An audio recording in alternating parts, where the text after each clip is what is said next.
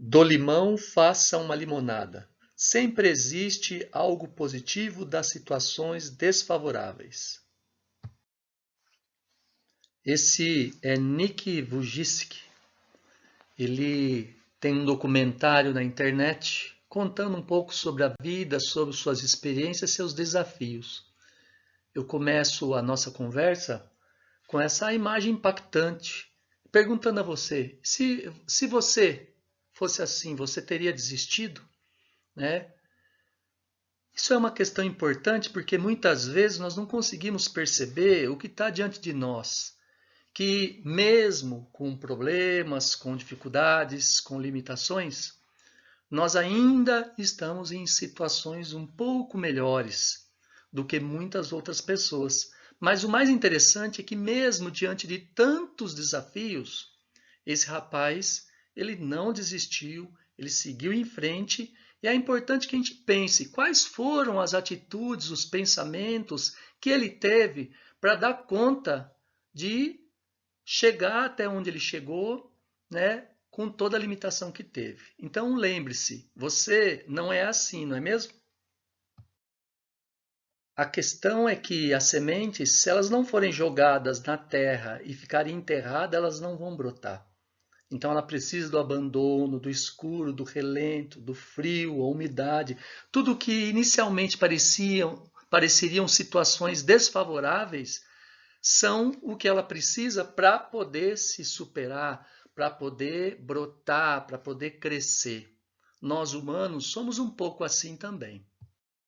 A autoestima é o resultado da superação dos fracassos. Quem tem elevado autoestima foi posto à prova pela vida, superou os problemas e cresceu. São justamente as dificuldades, os desafios que nos impulsionam, tiram a gente do nosso lugar comum e obrigam a gente a tentar buscar sair daquilo que nos faz sofrer. Superação é poder fazer acontecer com as ferramentas que temos em mãos. Superação é trabalhar da melhor forma possível, independente do que pensem ou falem. Superação é irmos além do que os outros e nós mesmos achamos que somos capazes. Então pensem bem, né? Nós muitas vezes nos limitamos. Nós é que nos impedimos de poder conquistar. Eu fico imaginando que o Nick deve ter tido momentos de desânimo. Porém, né, ele acreditou que ele podia, tanto que ele conseguiu. Né? Da mesma forma, nós temos que acreditar, tem que ser algo que tem que crescer dentro da nossa mente e dentro da nossa emoção. Nesse link você encontrará esta foto e uma história muito interessante de uma pessoa que certa vez conversou com um mendigo. Eu sugiro que você entre nesse link e possa ler a história na íntegra.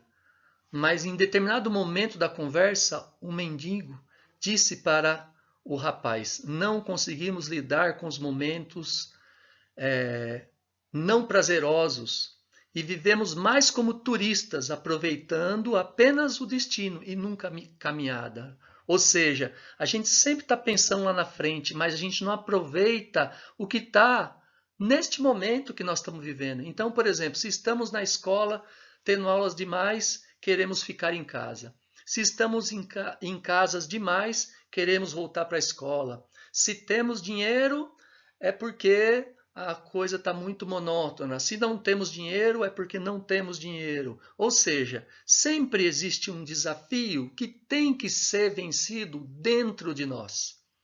Nossa mente, nossa emoção que nos impedem. E nós temos que entender, isso é uma coisa muito importante, os momentos desfavoráveis eles surgem. Às vezes por consequência de nossas atitudes, mas às vezes eles simplesmente surgem. E nós não temos poder nenhum para modificá-lo.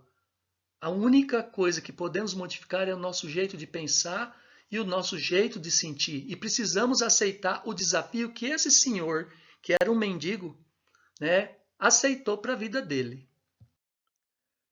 Certa vez, um vendedor de sapato foi mandado né, para a Índia. Chegando lá, encontrou, né, a população hindu e imediatamente ligou para sua empresa dizendo: ora, mas aqui ninguém usa sapato, como se fosse um problema. Um outro vendedor, mandado logo após o primeiro, chegou lá, olhou o pé das pessoas e disse: ora, mas aqui ninguém usa sapato. A atitude de cada um dos vendedores foi diversa, porque aonde um viu o problema, o outro enxergou possibilidades.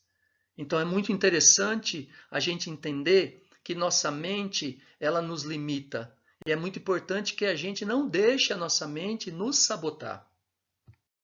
Um caso real, que foi inclusive divulgado num programa da Rede Globo, né, mostra que mesmo no semiárido nordestino, com as piores condições possíveis, eles conseguiram produzir camarões num lugar onde a água era salobra, ou seja, imprópria para beber, imprópria para plantar. Então, aonde a maioria das pessoas daquela região viu o problema, empresários viram possibilidade, viram potencial. Então é muito importante entender que sempre existe um potencial por trás de um problema.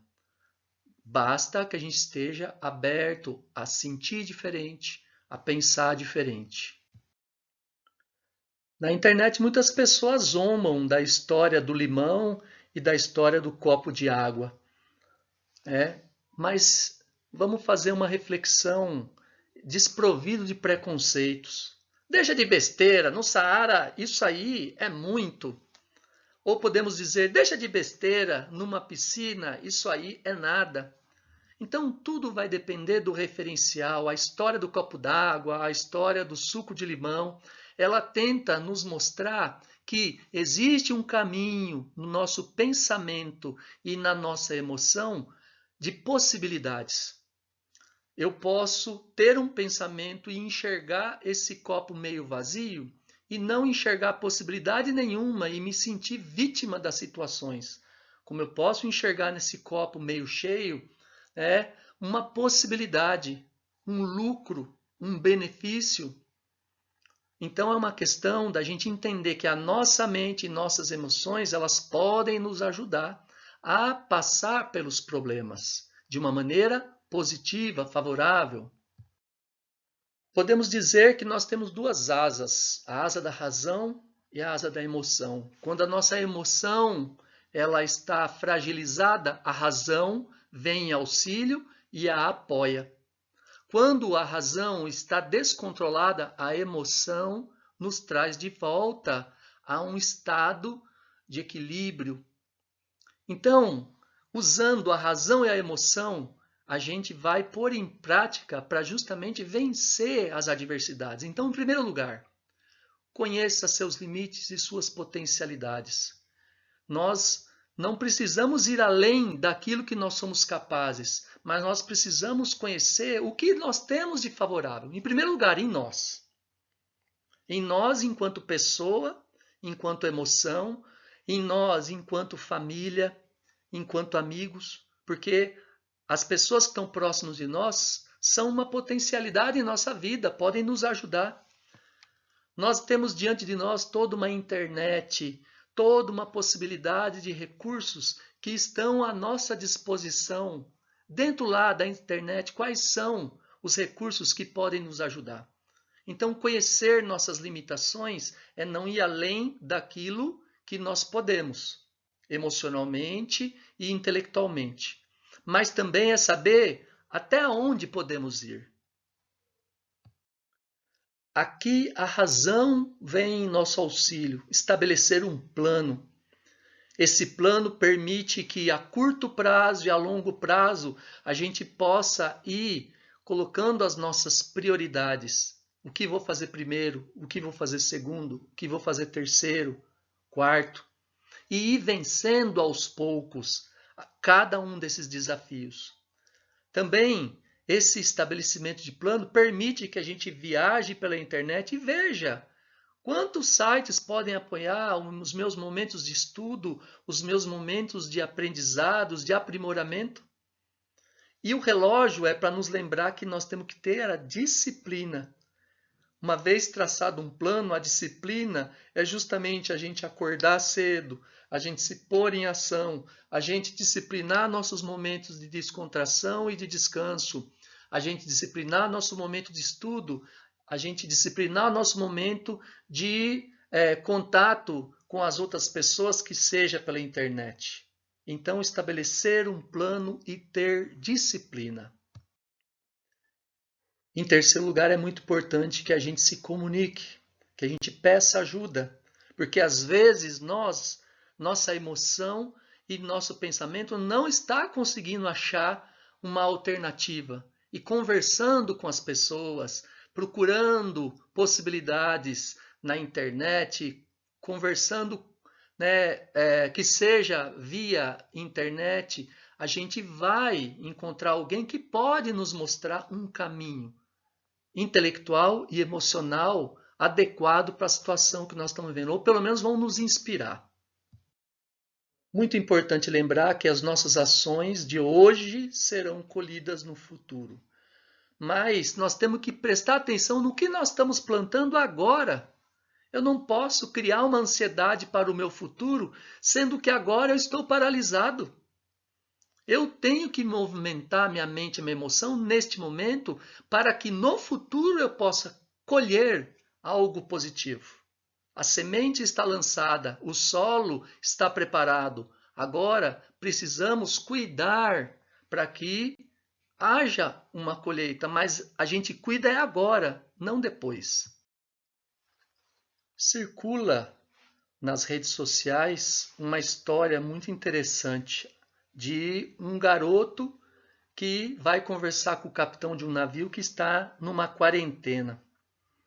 E, tentando ajudar o garoto, o capitão disse que certa vez ele passou por esse desafio, outras vezes, e que ele aprendeu coisas novas. Eu tinha que esperar mais de 20 dias dentro do barco. Havia meses em que eu ansiava em chegar ao porto e desfrutar a primavera. Houve uma epidemia. No porto, abril, nos proibiram de descer. Os primeiros dias foram duros. Me sentia como vocês. Logo comecei a confrontar aquelas imposições utilizando a lógica. Sabia que depois de 21 dias deste comportamento, se cria um hábito, e em vez de me lamentar e criar hábitos desastrosos, comecei a comportar-me de maneira diferente. Me impus comer a metade do quanto comia habitualmente. Depois comecei a selecionar alimentos de mais fácil digestão para não sobrecarregar o corpo. Passei a me nutrir de alimentos que, por tradição histórica, haviam mantido o homem com saúde.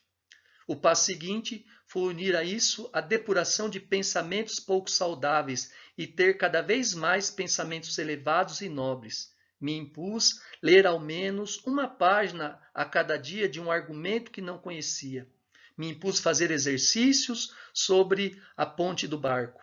Um velho hindu me havia dito, anos antes, que o corpo se potencializava ao reter o alento. Me impus fazer profundas respirações completas a cada manhã. Creio que meus pulmões nunca haviam chegado a tamanha capacidade e força. A parte da tarde era a hora das orações, a hora de agradecer a uma entidade qualquer por não me haver dado como destino privações graves durante toda a minha vida. O hindu me havia aconselhado também a criar o hábito de imaginar a luz entrando em mim e me tornando mais forte. Podia funcionar também para as pessoas queridas que estavam distantes, e assim integrei também esta prática na minha rotina dentro do barco. Em vez de pensar em tudo que não podia fazer, pensava no que faria uma vez chegando à terra firme.